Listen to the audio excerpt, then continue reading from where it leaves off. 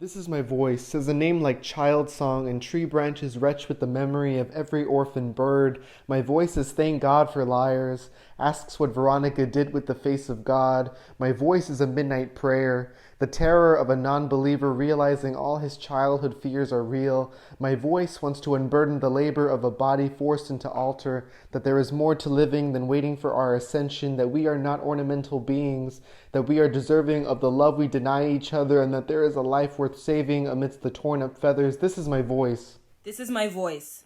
This is my voice. Every morning my voice swallows itself. I assume this is because words left unsaid are more easily digested, but then again, my voice could humble Kanye West kids, so maybe you just don't think y'all ready. But sit patiently and you'll see this voice shift from commonplace to anomaly, turn joyous, sarcastic, black magic. Actually, my voice ain't never been nothing but a love song. Y'all just keep mishearing it. My voice is tired of explaining itself, so y'all just gonna have to deal with it. This is my voice. This is my voice. This is my voice, and this is a poem about a shrimp. In 8th grade, my choir teacher gave us all parting notes before we graduated, and for me, she said I was a little girl with a surprisingly big voice. This will not be the first nor the last time I have heard this, and in response, I would like to say that the pistol shrimp can create a weaponized bubble, yes, a weaponized bubble louder than a sonic boom and as hot as the surface of the sun. It is only 4 centimeters long, yet it can contest the sun. I will tell you, I have taught myself how to hide. I have taught myself how to be 4 centimeters long, but I have also taught myself how to hide by becoming the largest thing in the room, by becoming a sonic boom in theater. They tell you to project.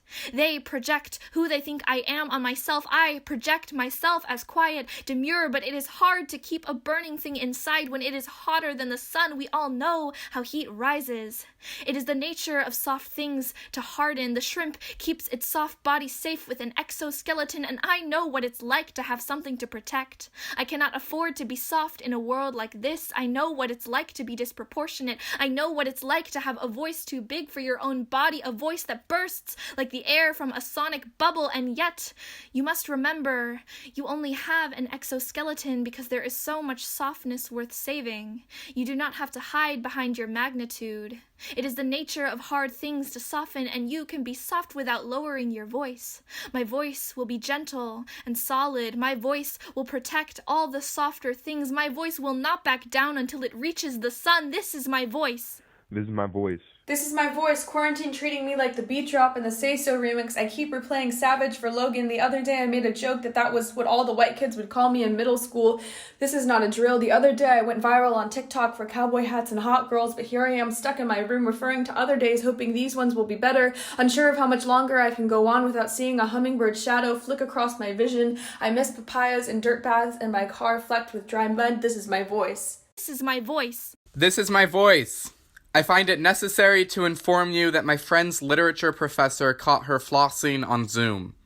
My first question upon hearing this story was, wait, people actually floss? I have since been considering taking up flossing myself, but with great regret have had to push that off until it is safe to go outside and buy some. This is my voice. This is my voice. This is my voice. According to all known laws of aviation, there is no way a bee should be able to fly. Its wings are too small to get its fat little body off the ground. The bee, of course, flies anyway. And what is summer if not the season of impossible flight? What is summer if not the loving season? Season of joy and labor. Joy without labor. Something that can approximate a hand holding tight another hand, especially now. Yes, I am saying the Bee Movie is both capitalist propaganda and the Great Love Manifesto. An ode to be new and newly made. To be a petal on a flower just touched by life. Every day new rain. Every day a new bee, wings beating against the winds that come. This summer looks nothing like the season of our loving, but still the sun, and still the leaves, every day more growth. Tomorrow is another battle, but today has been a fine day.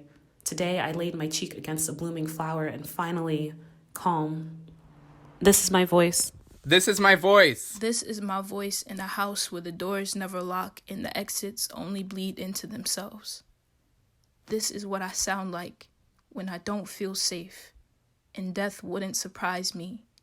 In this home where I itch the wounds of a family I am still healing from, where I breathe the sulfur of a city I once survived, where I stare into the blinking crimson blinds of a country that is still trying to kill me when I watched him die.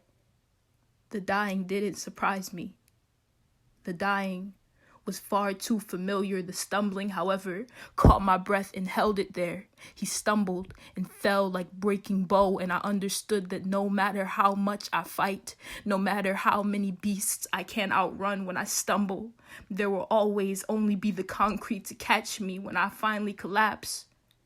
The doors will burst ajar like tattered flesh, and the blood will come rushing. This is my voice. This is my voice.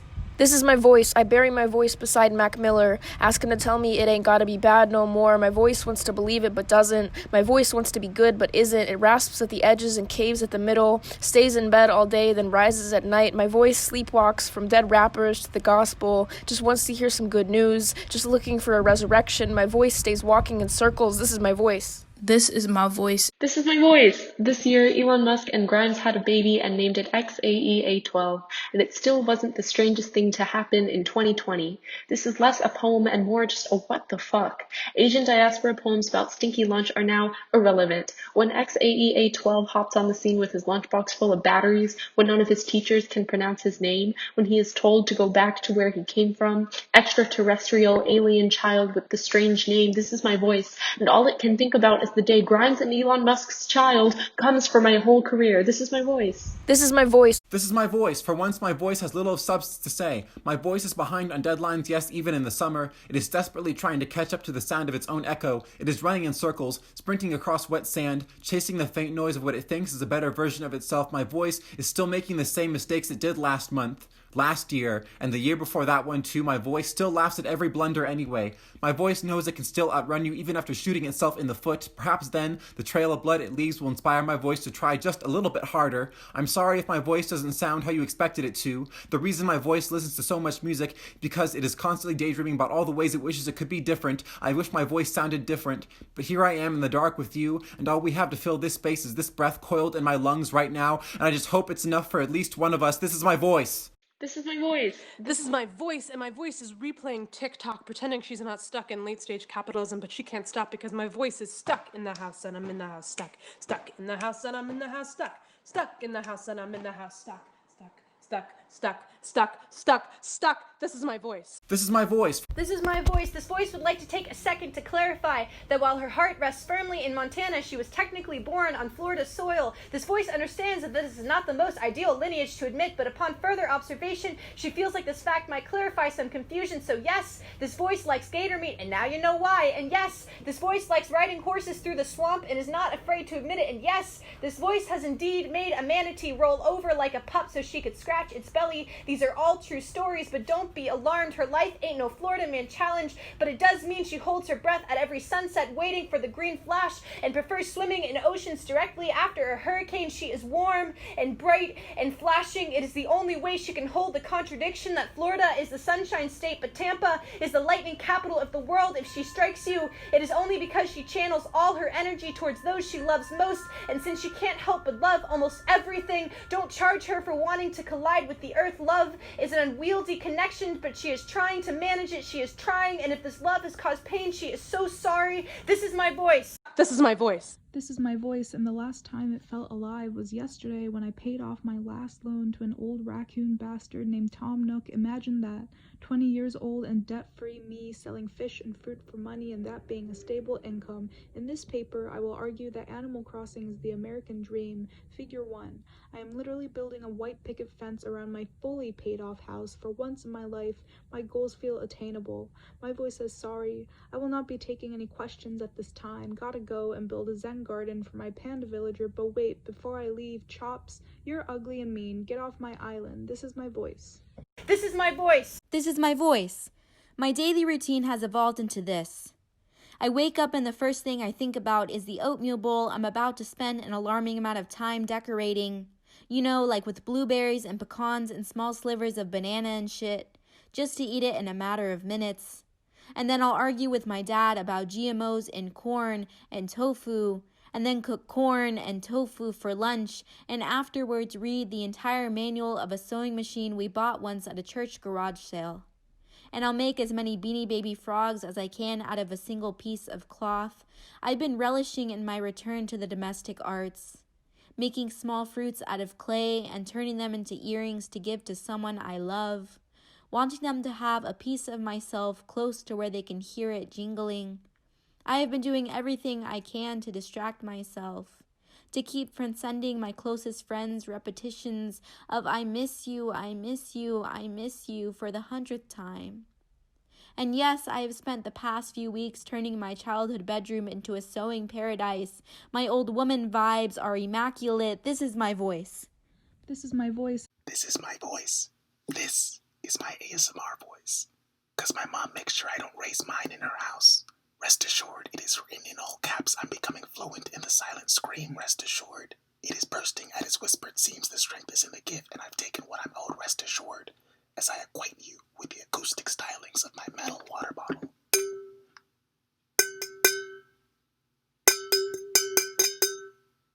Does it sound like Harkness yet? This is my voice. This is my voice. This is my voice. My voice talks too loud on the phone at night, but all the homies are in different time zones, so what's a gal supposed to do? My voice just wants to have a reason to be loud again, given a time and a place and a basement to sing Mr. Brightside in, a kitchen to lip-sync both parts to Promiscuous by Nelly Furtado featuring Timberland in, a squishy couch to make bad jokes and laugh too loud on. My voice is outside and still growing, and it hopes you'll stick along for the ride. This is my voice. This is my voice. This is my voice. My voice is trying to remember what it feels like to yell out my friend's name across Prospect Street. Sweat sticking my skin to the lining of my jacket. Eyes fixed on the looming shadow of Sterling Chemistry Laboratory. The dread-filled promise of 4 hours of lab ahead. When suddenly, a stretch of sunlight blinds my path and I am struck by that familiar, unexpected joy of seeing someone I love. My voice is begging for a do-over of my first year. Just to revel in these moments a little longer. Just to stop and talk even when I'm running late. Just to grab the meal suspended in intention. My voice is trying to find a way to remember without the ache. This is my voice.